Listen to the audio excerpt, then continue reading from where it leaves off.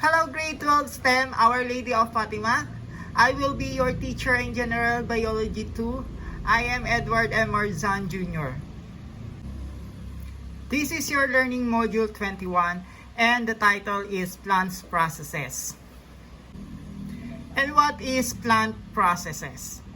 Plant process is a natural projection or outgrowth from a plant body organ. So meaning, it's a natural prolongation or a projection from a part of an organism, either animals or plant. So plant process is also called a bony process. So in this module, you will learn that plants are as essential to human existence like land, water, and air. Without plants, our day-to-day lives would be impossible because without oxygen from photosynthesis, aerobic life cannot be sustained. So in this module, we will learn about the process of plants such as plants development, nutrition, gas exchange, circulation or transport of how plants reproduce. Because you know that plants maintain the atmosphere. So plants produce oxygen and absorb carbon dioxide during photosynthesis. And we all know that oxygen is essential for cellular respiration for all aerobic organisms. So it is also maintains the ozone layer that helps protect Earth's life from damaging UV radiation o yung ultraviolet radiations. So let's go now with your LAS 21.1. So your activity title, plant processes, development versus reproductions. So our learning target is the learners will be able to compare and contrast the following processes in plants: reproduction, development, nutrition, gas exchange, and transport or circulations. Plants development is an umbrella term for a broad process that includes the formation of a complete embryo from a zygote, seed germination, elaboration of mature vegetative plants from embryo, formation of flowers, fruit, and seed, and how plants respond from the environment. Plant development has two distinct organ systems of vascular plants. So, number one is shoot system, such as flowers, fruits, stem, and leaves. Number two is yung root system, or ito yung pinaka-roots. No? These two distinct organ system is important structure for plant development because it in plant development is a continuous process, no, starting with embryogenesis and the formation of the primary plant's body and continuing, no, post germination with the regular production of new organs. Shoot system is above ground and includes the organs such as leaves, buds, stem, flowers, and fruits. And the root system includes those parts of the plant below ground, such as the roots, tubers, and rhizomes. In root system, there are two types of root system. One is dicots, two is monocots. The difference between the two root system, dicot have a top root system, has the main root that grows down vertically. For example of dicot root is yung carrot, radish, cassava, potato, onion. Yan yung mga dicot roots natin o yung mga tinatawag natin mga top root system. While yung mga monocots naman o ito yung mga tinatawag nating five roots root system. So it's located closer to the soil surface and forms a dense network of roots that helps prevent soil erosions. So example ng mga fibrous roots natin is yung mga grasses, no, yung mga rice, corn, yan yung mga example of fibrous roots system natin. I hope you understand between the two types of roots and I hope you imagine what I'm saying or what I am talking about. Next is reproductions. Reproduction is the productions of new offspring in plants which can be accomplished by sexual reproductions and asexual reproductions. Flowering plants produce sexually through a process called pollinations. The flowers contain male sex organs called stamen and female sex organs called pistils. During cross-pollinations, when the wind or animals move pollen from one plant to fertilize the ovules of a different plant. In two types of reproductions, sexual reproductions take place with sunlight variation in different groups of plants. In ferns, the gametophyte is free-living and very distinct in structure from the sporophyte. In bryophytes such as mosses, the haploid gametophyte is more developed than the sporophyte. So, gametophyte stage and sporophyte stage is the two distinct stages in the plant life cycle. Gametophyte stage is the sexual phase in the life cycle of plants and algae. It develops sex organs that produce gametes, haploid sex cells that participate in fertilization to form a diploid zygote which has a double set of chromosomes. While sporophyte stage is the diploid multicellular stage in the life cycle of a plant or alga. Sporotype stage, it develops from the zygote produced when a haploid egg cells is fertilized by a haploid sperm, and each sporophyte cells therefore has a double set of chromosomes, one set from each parent. Another types of reproduction is asexual reproductions. So, asexual reproduction produces plants that are genetically identical to the parent plant because no mixing of male and female gametes takes place. Traditionally, these plants survive well under stable environmental conditions when compared plants produced from sexual reproduction. So meaning, asexual reproductions, hindi kinakailangan ng gametes dito. So yung magiging offspring nito, kung ano yung mother niya, yung ganun din yung magiging itsura ng offspring niya. Halos magkatulad sila, no? So, asexual reproduction in plants occurs in some asexual methods such as binary fission. So, example ng binary fission is yung mga amoeba and bacteria natin. So, sila ay asexual reproductions.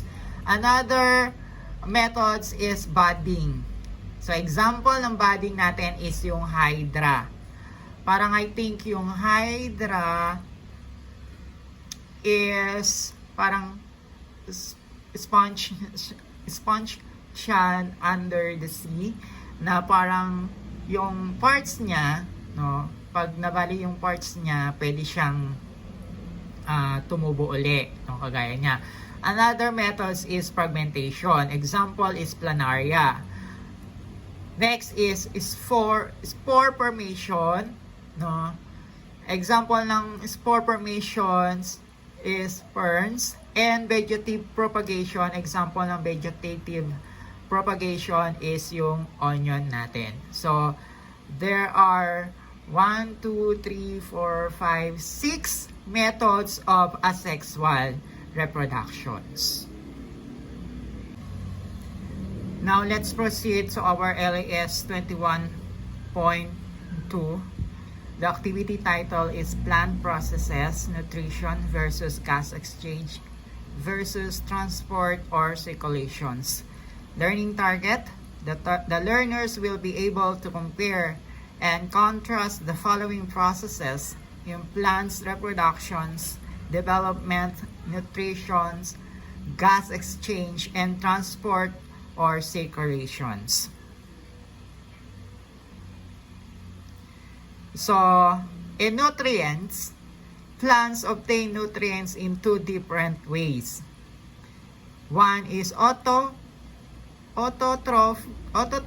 plants, and two is heterotrophic plants. So, I think hindi ko na kailangang i-explain this more, no, to elaborate the ways of how plants obtain nutrients, because in your lower level naman, in your previous grade level, is natakil na naman itong autotrophic plants and heterotrophic plants. So when we say autotrophic, auto means can make their own food from inorganic raw materials such as carbon dioxide and water through photosynthesis. And heterotrophic are parasitic and lacking in chlorophyll. So example ng mga autotrophic plants natin, ito yung mga plants, mga grasses, mga trees, no, vegetables. So yan, autotrophic plants yan. So kaya nilang mabuhay or kaya nilang makapag-produce ng energy coming from the sun, no? While yung heterotrophic, ito yung kinakailangan ng chlorophyll, o ito yung kinakailangan ng makakain or yung kinakain nila. So ito yung mga kumakain, no? Kailangan nilang kumain, I mean, para sila ay mabuhay. So in humans, no, in humans, tayo yung mga heterotrophic kasi hindi tayo mabubuhay kung hindi tayo kakain. So ganun yung ibang plants, no? Hindi sila mabuhay kung hindi sila kakain by lacking in chlorophyll. Okay? So there are some plants cannot produce their own food and must obtain their nutritions from outside sources. So ito yung mga plants na yon. Okay? Meron tayong tinatawag na parasitic plants, saprophyte, symbiont, epiphyte, and insectivorous. So yan yung mga plants, no, na hindi kayang makapag-produce ng kanilang sariling pagkain. So if you need example of each plants, no, search nyo na lang po sa internet. Okay? So let's go now with the gas exchange. So the gas exchange is the process whereby water vapor and oxygens leave and carbon dioxide enters plants leaves. So this happened for to maintain or balance, no, the chemical reaction inside the plants. So therefore, plants use carbon dioxide and produce oxygen. So kinakailangan ng ng mga plants ng carbon dioxide, no, to produce oxygen. Oxygen is the waste product of plants. So gas exchange occur inside the stomata, and each stomata is surrounded by two specialized structure called guard cells. So the gases move into and out of the plants through specialized openings located along the lower surface of the leaf. So yun yung nangyayari, or yun yung nagaganap sa gas exchange ng plants, no? In short, ang gas exchange ng plants is yung using carbon dioxide and to produce oxygen. Okay? So what about plants transport or circulations? There are two ways of transport or circulation inside the plants. So number one is xylem. So when we say xylem, it moves water from roots to the leaves. So yung mga roots natin, may mga xylem yan, no, sila yung nag-aakyat ng water, no, from roots to leaves. So yun yung function nila.